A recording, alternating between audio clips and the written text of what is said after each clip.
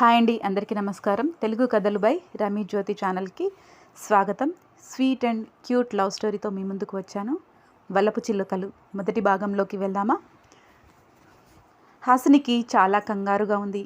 ఆ రోజే అతడిని మొదటిసారిగా కలవబోతుంది.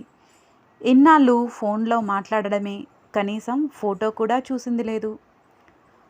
అతను ఎలా ఉన్నా నాకు నచ్చుతాడు,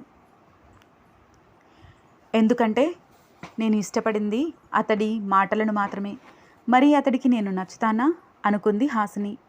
నీ మాటలు ఇంత తీయగా ఉంటే ఇంకా నువ్వెలా ఉంటావో, నీ నవ్వు వినడానికి ఇంత బాగుందే, చూస్తే ఇంకెంత హాయిగా ఉంటుందో.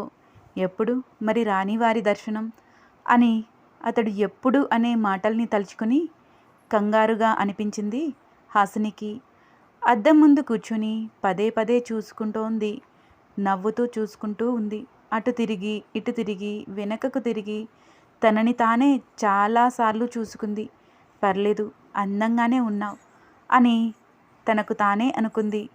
నాకు నేను నచ్చుతాను, మరి అతడికి నచ్చుతానో లేదో మనసులో సంశయం హాసినికి. అతడు చెప్పిన టైం కావడంతో ఇక తప్పదు, ఏ రోజుకైనా ఎదురుపడాల్సిందేగా అనుకుని బయలుదేరడానికి సిద్ధపడింది హాసిని. పార్క్లో కలుస్తా అని చెప్పాడు హసంత్. ఆటో ఎక్కి పార్క్ దగ్గరికి వెళ్ళింది. ఆటో వాడికి డబ్బులు ఇచ్చి పార్క్ వైపుకు రోడ్డు దాటుతూ ఉంది. తన గుండె చప్పుడు తనకే వినిపిస్తూ ఉంది హాసినికి. కాళ్ళు చేతులు చిన్నగా వణుకుతూ ఉన్నాయి. ఈ అనుభవం చాలా వింతగా తోచింది. దాదాపు సంవత్సరం నుండి హసన్తో ఫోన్లో మాట్లాడుతోంది. కానీ అతడు ఎప్పుడు కలుద్దామన్నా దాటివేస్తూ వచ్చింది. కనీసం ఫోటో పెట్టమన్నా పెట్టడానికి కంగారు, అతడికి నచ్చుతానో లేదో అని. రోడ్ దాటుతున్నప్పుడు అసలు తనకు చుట్టూ ఎలాంటి శబ్దాలు వినిపించడం లేదు, ఏమీ కనిపించడం లేదు. పూర్తి పరధ్యానంలో ఉంది. అలా దాటుతున్నప్పుడు ఒక కార్ వచ్చి గుద్దేసింది హాసినిని. ఆ ఫోర్స్కి కింద పడి తల నుదురు నుండి విపరీతంగా రక్తం కారడం మొదలుపెట్టింది. చేతిలో ఉన్న సెల్ కూడా పక్కకు పడి దానిపై నుండి వాహనం వెళ్ళి పనికి రాకుండా అయ్యింది. అందరూ జనం గుమిగూడారు. కార్ అతన్ని బయటికి లాగి చొక్కా పట్టుకుని గొడవ పడుతున్నారు కొంతమంది. అటుగా కారులో వస్తున్న ఒక వ్యక్తి అది చూసి కార్ దిగి దగ్గరికి వచ్చాడు. కింద పడిపోయి ఉన్న హాసినిని చూసి, అందరూ చోద్యం చూస్తున్నారా? ముందు ఆ అమ్మాయిని కాపాడాల్సింది పోయి ఈ గొడవలేంటి అని హాసినిని ఎత్తుకున్నాడు. అతనికి సహాయం చేశారు కొంతమంది. హాసినిని తీసుకువెళ్ళి కార్ వెనక సీట్లో పడుకోబెట్టి కార్ని హాస్పిటల్కి పోనిచ్చారు. రక్తం చాలా పోయింది, రక్తం ఎక్కించాలి అన్నారు అక్కడి డాక్టర్స్. ఆ అమ్మాయిది మళ్ళీ అరుదైన ఓ నెగిటివ్ గ్రూప్ అని కూడా చెప్పారు. హాసిని దగ్గర సెల్ కూడా లేకపోవడంతో వాళ్లకు సమాచారం అందించడం కష్టమైంది అతనికి. అతను కూడా చాలా ముఖ్యమైన పని మీద వెళ్తున్నాడు. కానీ ఈ అమ్మాయిని ఇలా వదిలి వెళ్ళడం ఇష్టం లేదు. ఫోన్ చేస్తున్నాడు అవతలి వాళ్ళకి, ముఖ్యమైన పని పడింది అని చెప్పడానికి. కానీ ఫోన్ కలవడం లేదు. ఎదురు చూస్తూ ఉంటారు పాపం అనుకుంటున్నాడు. కానీ ఇక్కడ ఒక ప్రాణం, అందుకే కదలలేకపోయాడు అతడు. స్నేహితుల ద్వారా కావాల్సిన బ్లడ్ గ్రూప్ త్వరగానే సాధించాడు అతను. గార్డియన్ స్థలంలో అతడి సంతకం పెట్టాడు. డబ్బుకు కుదవలేకపోవడంతో బిల్ కూడా కట్టేశాడు.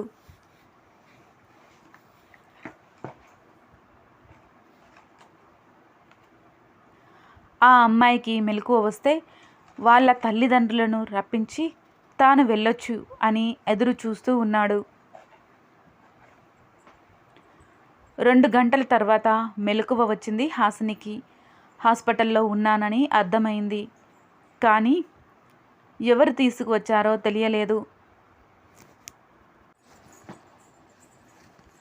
అది చూసిన నర్స్, ఇప్పుడు ఎలా ఉందమ్మా అని అడిగింది. పర్వాలేదు, నన్ను ఇక్కడికి ఎవరు తీసుకువచ్చారు అని అడిగింది హాసిని. అతడు బయట ఎదురు చూస్తున్నాడు. పిలుస్తా ఉండమ్మా అని బయటకు వెళ్ళింది నర్స్. 2 నిమిషాల తర్వాత లోపలికి వచ్చాడు అతను. వస్తూనే, ఏంటండి చూసుకుని నడవచ్చు కదా, కొంచెం ఉండుంటే ప్రాణాలు పోయేవి అరిచినట్లుగా అన్నాడు అతను. ఒక చిన్న నవ్వు నవ్వి, నా ఫోన్ ఎక్కడండి అడిగింది హాసిని. ఫోన్ కావాలా? రోడ్పై ఉంది నుజ్జునుజ్జుగా. ఆయన హెల్ప్ చేసిన వాడికి థ్యాంక్స్ చెప్పకుండా ఫోన్ అడుగుతున్నారేంటండి అన్నాడు అతను. కొంచెం అర్జెంట్ పని ఉందండి, పోనీ మీ ఫోన్ ఇస్తారా ఒకసారి అని అడిగింది. ఫోన్ ఇచ్చాడు అతను. ఫోన్ తీసుకుని కాల్ ట్రై చేస్తూ ఉంది, కానీ అది కలవడం లేదు. హలో, మీకే కాదు మాకు ఉన్నాయి అర్జెంట్ పనులు, ముందు మీ వాళ్లకు ఫోన్ చేసుకుంటే మేము వెళ్ళిపోతాం అన్నాడు అతను. ఇక తప్పక వాళ్ళ నాన్నకు ఫోన్ చేసింది. తర్వాత అతడు ఫోన్ అతనికి ఇచ్చేసింది. నాకు చాలా ముఖ్యమైన పని ఉంది, ఎలాగో మీ నాన్న వస్తారుగా, ఇక నేను వెళ్తాను అని చెప్పి బయటకు దారి తీశాడు అతను. డోర్ దాకా వెళ్ళి మళ్ళీ తిరిగి వచ్చి, చెప్పడం మర్చిపోయాను, మీ నవ్వు చాలా బాగుంది అని చెప్పి వెళ్ళిపోయాడు అతను. నవ్వుకుంది హాసిని. మళ్ళీ అయ్యో, కనీసం థ్యాంక్స్ చెప్పలేదు, పేరు కూడా అడగలేదు అని తనని తానే తిట్టుకుంది. హసంత్ గుర్తుకు వచ్చాడు. పాపం, తన కోసం ఎదురు చూస్తూ ఉండి ఉంటాడు. ఇలా అయ్యింది అని తెలిస్తే బాధపడతాడు. తనకు తెలియద్దు. పూర్తిగా తగ్గాక తనని కలవాలి అని నిర్ణయం తీసుకుంది. కానీ ముందు తనకు ఫోన్ చేయాలి, లేకపోతే కంగారు పడతాడు. మళ్ళీ నాన్న వచ్చాక చేయడం కుదరదు. ఎలా అని ఎదురు చూడగా నర్స్ ఫోన్ మాట్లాడుతూ తన దగ్గరికే వచ్చింది. ఆమె ఫోన్ మాట్లాడడం అయ్యాక, సిస్టర్ ఒకసారి మీ ఫోన్ ఇస్తారా, కాల్ మాట్లాడాలి అని అడిగింది హాసిని. దానిదేముంది, ఇదిగో అని ఇచ్చింది నర్స్. ఫోన్ తీసుకుని హసంత్కి కాల్ చేసింది హాసిని. హలో అన్నాడు అవతలి నుండి. హలో హసంత్, నేను హాసినిని చెప్పింది హాసిని. ఎక్కడున్నావు, నీకోసం ఎదురు చూస్తున్నాను అన్నాడు హసంత్. నాకు రావడం కుదరడం లేదు, నాన్న వచ్చారు, నన్ను ఇంటికి తీసుకువెళ్తున్నారు చెప్పింది హాసిని. అదేంటి ఇంత సడన్గా అడిగాడు హసంత్. నాకు తెలియదు అంది హాసిని.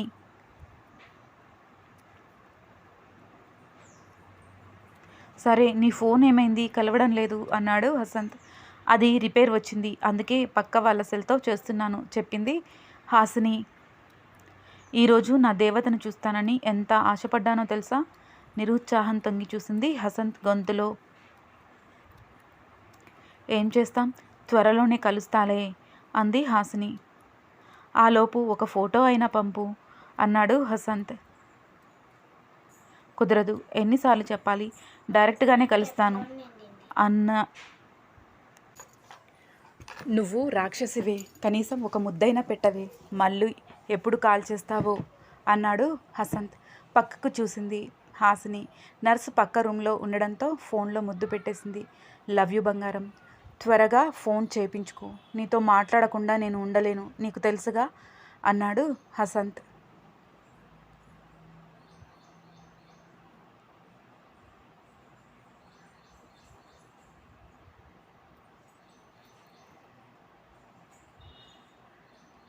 తెలుసు బాబు, తీసుకుంటా, ఇది నా ఫోన్ కాదు, ఇక ఉంటాను, ఇంకా 3 రోజుల్లోపు ఫోన్ చేస్తాను అని చెప్పి పెట్టేసింది హాసిని. 2 గంటల తర్వాత హాసిని వాళ్ళ నాన్న వచ్చారు. బిల్ కట్టడానికి వెళ్తే కట్టేశారు అని చెప్పారు. అదే విషయం హాసినిని అడిగారు ఆయన. ఎవరో తెలియదు నాన్న, నన్ను ఆయనే హాస్పిటల్కి తీసుకొచ్చారు, రక్తం కూడా అతనే తెప్పించారట, బిల్ కూడా కట్టాడని నాకు తెలియదు, నేను కనీసం పేరు కూడా అడగలేదు అని చెప్పింది హాసిని.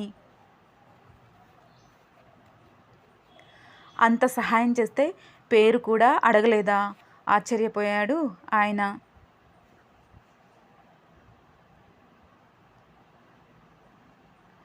అంటే నేను ఏదో టెన్షన్లో ఉండి అంటూ నసిగింది హాసిని. సరే సరేలే, మళ్ళీ ఎప్పుడైనా కనిపిస్తే అతడి డబ్బు అతనికి తిరిగి ఇవ్వు. అంత సహాయం చేశాడు చాలదు, మళ్ళీ డబ్బు ఎందుకు అన్నారు ఆయన. సరే నాన్న అంది హాసిని. మనం ఇంటికి వెళ్ళొచ్చు అట. నేను హాస్టల్కి వెళ్ళి నీ బట్టలు తీసుకుని మీ వార్డెన్కి చెప్పి వస్తాను అని చెప్పి వెళ్ళబోయారు ఆయన. నాన్న, నా ఫోన్ పోయింది, కొత్తది అంటూ నసిగింది హాసిని. దానితో ఇప్పుడు అంత అవసరం ఏముంది? వెళ్ళేది ఇంటికే కదా, వెళ్ళాక నిదానంగా తీసుకుంటాలే అని చెప్పి బయలుదేరారు ఆయన. నా ఫోన్ ఎప్పుడొస్తుందో, బాగా అలవాటైపోయాడు. మాట్లాడకుండా ఉండాలంటే ఉండలేకపోతున్నాను. ఇంకా 3-4 రోజులు ఎలా ఉండాలిరా అనుకుని నవ్వుకుంది. నన్ను తీసుకుపో అని హాసిని అనాలే గాని ఇప్పటికిప్పుడు వచ్చేస్తాడు. అలా ఎన్నిసార్లు అడిగాడో తలుచుకుంది హాసిని.